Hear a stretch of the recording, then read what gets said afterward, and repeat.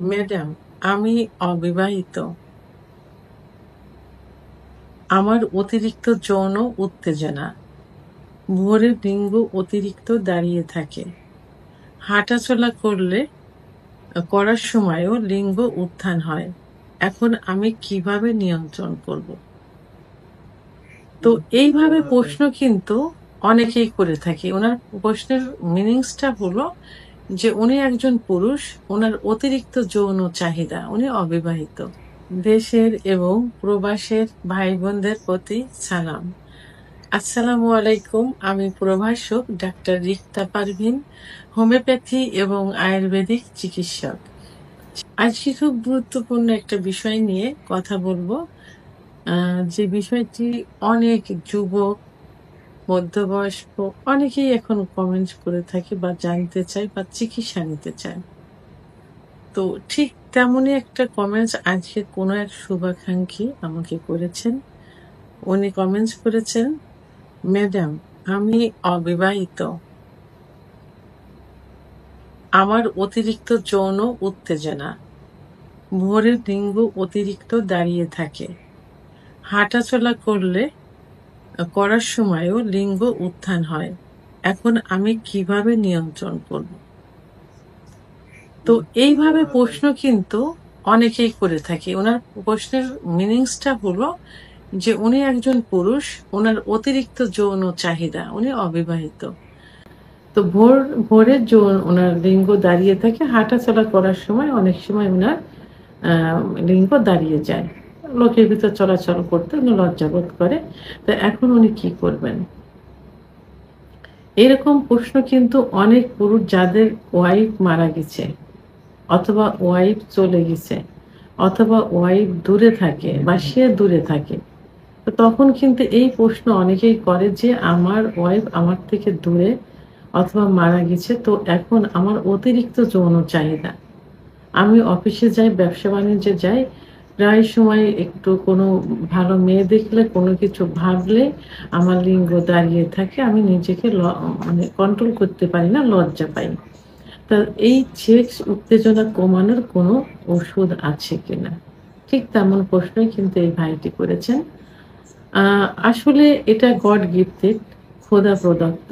আল্লাহর কাছে হাজার শুকরিয়া যে আপনার সেক্স আছে, সেক্স উত্তেজনা আছে, আপনার ভোরে লিঙ্গ উত্থান হয়।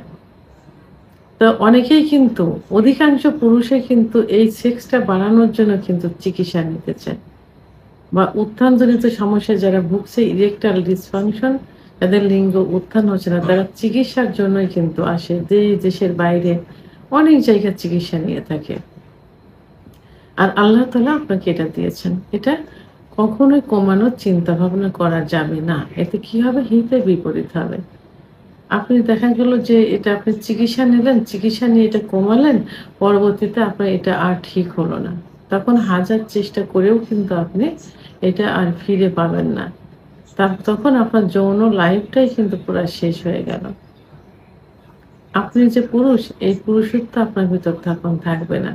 তো এইটার জন্য আপনার যে অতিরিক্ত, এর জন্য আপনি কিছু নিয়ম ফলো করুন। সেই নিয়মগুলো ফলো করলে এটা ঠিক হয়ে যাবে বা ঠিক থাকবে। প্রথমত, আপনি যদি বিবাহের যোগ্য হয়ে থাকেন, আপনার বয়স যদি হয়ে থাকে বিবাহের যোগ্য, এবং আপনার যদি ইনকাম সোর্স থাকে, তাহলে অবশ্যই আপনাকে বিয়ে করতে হবে। যার ওয়াইফ মারা গেছে এবং যার ওয়াইফ ডিভোর্স হয়ে গেছে, আপনারা আপনাদের পছন্দ মতো সামর্থ্য অনুযায়ী, যদি সামর্থ্য থাকে, তাহলে আপনারা বিয়ে করে ফেলেন। ইসলামিক শরিয়াত অনুযায়ী, অন্য ধর্মে যারা আছেন তাদের শরিয়াত অনুযায়ী আপনারা বিবাহ বন্ধনে আবদ্ধ হয়ে যান। এবং যারা দূরে থাকেন, প্রবাসে থাকেন, আসতে পারছেন না, সেক্ষেত্রে আপনারা কি করবেন? যারা বিয়ে করতে পারছেন না, সেক্ষেত্রে প্রথমে নিজেকে কন্ট্রোল করতে হবে। অর্থাৎ এই সেক্সুয়াল চিন্তা ভাবনা থেকে আপনাদেরকে দূরে থাকতে হবে। সেক্সুয়াল চিন্তা ভাবনা করা যাবে না। ইউজুয়ালি স্বাভাবিক জীবনযাপন করতে হবে। মানে সেক্স উত্তেজনা আসে এইরকম কথাবার্তা, পর্নোগ্রাফি দেখা, মেয়েদের দিকে সেই দৃষ্টিতে তাকানো, এগুলো বন্ধ করতে হবে। এগুলো বন্ধ করেন, দেখবেন আপনার ভিতরে এই সমস্যাটা হবে না। আর মুসলমান হয়ে থাকলে অবশ্যই ৫ ওয়াক্ত নামাজ পড়ার চেষ্টা করবেন বা পড়বেন, রোজা রাখবেন, সবসময় পাক পবিত্র অবস্থায় থাকবেন এবং রাত্রে যখন ঘুমোতে যাবেন তখন অবশ্যই দোয়া দরুদ পাঠ করবেন এবং যদি পারেন এবং চেষ্টা করবেন তাহাজ্জুদের নামাজ পড়ে ঘুমানোর জন্য। তাহলে দেখবেন এইটা আপনার এই সেক্সুয়াল যে চিন্তা ভাবনা এর কারণে যে সমস্যাটা হচ্ছে এটা হবে না। খারাপ সঙ্গ বন্ধ করতে হবে। এমন বন্ধু-বান্ধবের সঙ্গে চলাফেরা করা যাবে না যে যাদের সঙ্গে চলাফেরা করলে এই জাতীয় কথাবার্তা অতিরিক্ত হয়ে থাকে, এই জাতীয় গল্প হয় এবং এই জাতীয় ভিডিও দেখা হয়। সেই সঙ্গ ত্যাগ করতে হবে। ভালো সঙ্গ নিতে হবে, ভালো পরিবেশে থাকতে হবে। আপনার ড্রেস আপের দিকে খেয়াল রাখতে হবে। এমন কোনো ড্রেস আপ পরা যাবে না যে নিজেকে ইয়াং মনে হচ্ছে, নিজেকে স্মার্ট মনে হচ্ছে, নিজেকে অনেক সুন্দর মনে হচ্ছে, বিলাসিতা মনে হচ্ছে। এরকম ড্রেস আপ থেকে দূরে থাকতে হবে। সর্বোপরি কি করতে হবে যে আপনি যে কাজ করেন, আপনি যদি পড়াশুনো করেন, আপনি যদি ব্যবসা-বাণিজ্য করেন, চাকরি করেন, সেই দিকে আপনাকে খেয়াল দিতে হবে সবথেকে বেশি। সেটাকে প্রাধান্য দিতে হবে। পড়াশোনার দিকে মনোযোগী হইতে হবে, ব্যবসা-বাণিজ্য, চাকরির দিকে খেয়াল দিতে হবে। এবং যাদের বাচ্চা-কাচ্চা আছেন, তারা বাচ্চা-কাচ্চার দিকে খেয়াল রাখবেন। যখনই বাসায় আসবেন, বাকি সময়টা বাচ্চা-কাচ্চার সঙ্গে সঙ্গ দিবেন।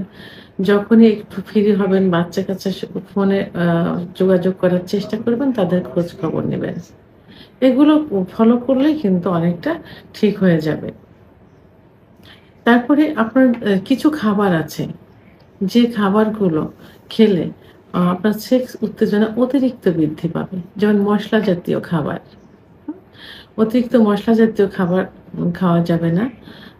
এবং অতিরিক্ত বেশি পরিমাণ দুধ, ডিম, পরিমিত পরিমাণ যেটা সকালে একটা দুধ ১ গ্লাস দুধ খেলেন, রাত্রে খেলেন, ডিম খেলেন ১ টা করে, কলা খেলেন। এইভাবে যেটা আপনার প্রয়োজন, প্রয়োজনের অতিরিক্ত খাওয়া যাবে না এবং অতিরিক্ত মসলা জাতীয় খাবার খেয়ে রাত্রে ঘুমানো যাবে না। তো এইগুলো যদি মেইনটেইন করে চলেন তাহলে কিন্তু এই যে সমস্যাটা আপনাদের হচ্ছে যে এই সমস্যাটা থেকে আপনি দূরে থাকতে পারবেন। সর্বোপরি আপনাদের ইসলামিক শরিয়ত অনুযায়ী চলার চেষ্টা করতে হবে এবং যারা অন্য ধর্মের আছে তারা নিজ নিজ ধর্মের রীতিনীতিগুলো পালন করতে হবে।